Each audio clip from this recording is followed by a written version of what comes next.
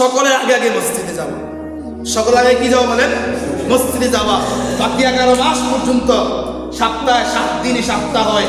একেবারে শনিবার সকাল থেকে শুরু করে বৃহস্পতিবার একেবারে মাগরিবের আগ পর্যন্ত আল্লাহ বলছে 6টা দিন ইচ্ছা মতো খা।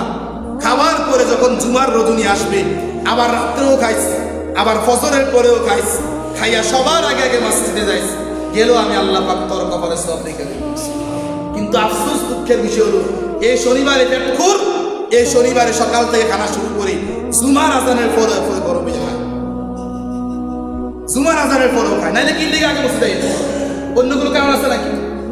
এই জুমার আজানের পরে বইয়া বইয়া বললো মিল্লা খায় যে তুইও খা আমিও খাই, যাম হুজুরে খুদ্া বললে যাম।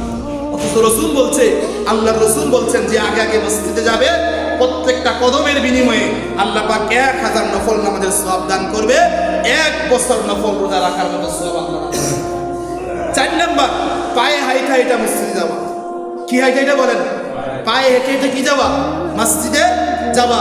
5 নাম্বার, ইমামের কাছাকাছি বসা।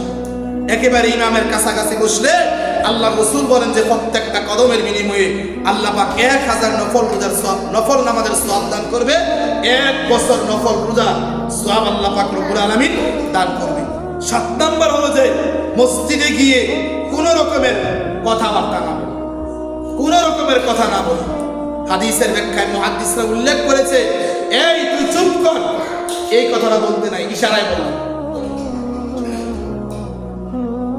কিন্তু আফসোস এই জুমার দিন যত কথা আছে সারা সপ্তাহ এই সবগুলা কথা জমায়ে রাখে, আমার সময় নোট করে নোট যে আমি আজকে মসজিদে বইসা আমার পাশের মুসল্লির সাথে কি কথা কইয়া আমি আধা ঘন্টা 1 ঘন্টা সময় কাটাম, এরপরে নোট অনুযায়ী মসজিদে বইসা কথা নোট চাই আছে যে কি করছে না করে সব কথা এই জুমার দিন মসজিদে এসে বইসা কথা।